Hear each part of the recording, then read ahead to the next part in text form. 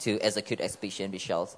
And most of the time you find that the recent version of Microsoft SQL, the explicit shell is be disabled. I think it started to be disabled since Microsoft SQL 2005. However, if you have if your current session user is a member of a system admin roles, you are able to escalate privilege. Sorry, you can able to enable your explicit shell without any issue. And in some cases that the CMD shells been removed or been filtered, you still can create a new store procedures that actually perform the same action. So you can create a store procedure and can conduct a remote code executions. But however, this is also required to be a member of the system admin roles. And if you don't have a system admin role, so basically, if you know the username and password for that database server, I mean like a high privileged user, so you can simply use an open row set technique, which is known as an out-of-bank injection. So basically, you connect back into the database server and escalate privilege of the current user to become the administrator user.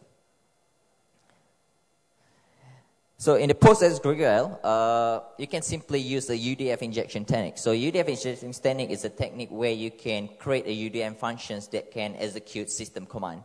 So basically, what you need to do is you need to store your shared library in the tables first, and then dump your shared library into any writable directory, and then you just simply use the create command to create a UDF function from the file that you just uploaded. And then you can simply execute, do the same method to create your arbitrary file. Arbitrary files, I mean, here can be anything like shell codes or, you know, something similar. And then you can execute your arbitrary file through the UDF function that you just created. And like usual, the limitation here is you need to have a super user XLs, and also you need to have all these 5 permissions. So basically, if you run a high privilege user, you have all these privilege and permission. So in the MySQLs, you basically can use the same technique like you do on the PostgreSQL, which is known as the UDF injection technique. So the only difference here, in the MySQLs, you are required to store your shared library into either into the shared library directory or system variable plugin directory. And then you can just simply use the same technique where you can create your UDF function that executes system commands. So you upload it into your table, dump it into one of the shared library, use a create function, create a UDF function that executes system commands, and then do the similar technique to upload your shellcode examples, and then you use this UDF function and execute your shellcode. Then you got a shell. And as we are going to focus on MySQL today, so I'm going to give big explanations about how you can abuse stack queries. So this is only works on the MySQLs that works on the database connector that supports stack query. So basically, as what I concern is only ASP.NET when it works with MySQLs can have this stack query enabled. So if you look on the first one, so this is where you create your tables, and it has to be type blocks, and then you started to insert your shared library into these tables, and then the update and replace command is used because in most of the time you will find that your shared library is bigger, and you need to have a multiple requests to inject your arbitrary files byte by bytes. So that is why you need to use the update or replace commands to inject it like with multiple requests until the whole shared library is successfully uploaded. And then you use a select into dump file, dump this file into one of the shared library directory, and then use this create function to execute this to have your UDF function. And once you get your UDF function, you use a similar techniques, upload your shellcode, and use the UDF function to execute it. So the limitation here is you need to have all these permissions. So basically, if it runs as a root or high privilege user, you will have these permissions. And there are some issue here. First is in the old versions of MySQL, your UDF might be stored in the shared library. And basically, in Linux, you will find this directory is not writable by default. So this is different on Windows because MySQL Windows, it runs as a local system user. So you basically, when you attack Windows platform, you can just simply upload into any directory, including the shared library directory. So for security reasons, in the recent version of MySQL, right, the UDF must be stored in the variable plugin directory.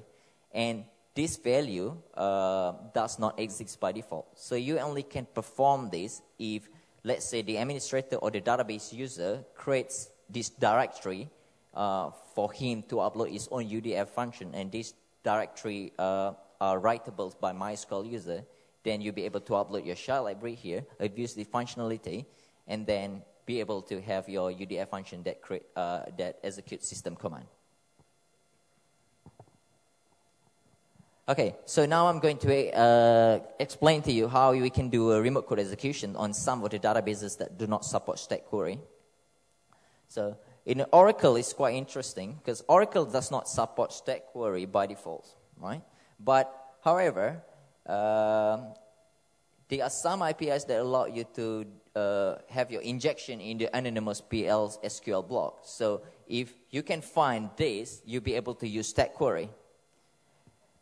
And also there are some Oracle application server come with the built-in vulnerable PL SQL procedures. So if you be able to find these procedures, then you'll be able to exploit it. And there are some, the Oracle introduced PS SQL exclusion rate. So basically this is used to prevent a direct access to the procedures. However, there are a lot of different methods have been discovered how you can bypass this. And here's the delimitation. So basically, it's easier if you can find a vulnerable PL and SQL packages. If you can't find this, then it's be harder for you to exploit it. And also, like usual, you need to have a high privilege permission. So you need to be a high privilege user of the database server to perform these actions. And then there are a few different techniques you can do to privilege escalation to become a DBA user. And all these techniques have been clearly explained by David Litchfield in the Oracle Hackers Handbook. Okay, so now we're going to focus on the MySQL. So this is basically focused on the MySQL with PHP, because the PHP MySQL is one of the database connected that do not support stack query by default. So as we know, MySQL is widely used as a database component or the LAMP on the WAMP environment. Right? So the stack query is not supported, so which means you can't create function. You can't have a new statement creation. So that is why the UDF injection technique is not possible. So you're not allowed to upload your UDF file or create your UDF function and stuff like that. Creating a new statement is not possible. However, extending an existing statement is possible through union select. So this is the only way, the only method you can use to write the arbitrary file.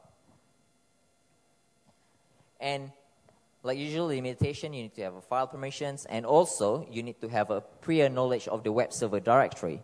The reason of this is because your trigger mechanism, what I mean is trigger mechanism is something that you use to execute your arbitrary data. Because to write it, it's simple, but to execute it, it'll be harder. So in the case of the MySQL ASP.NET, it does not support stack query. Your trigger mechanism is your UDF functions, right? But in the MySQL PHP, the only trigger mechanism you can have is by using your PHP script. So this is why you're required to know your web server directory, because this is where you can upload your PHP script and execute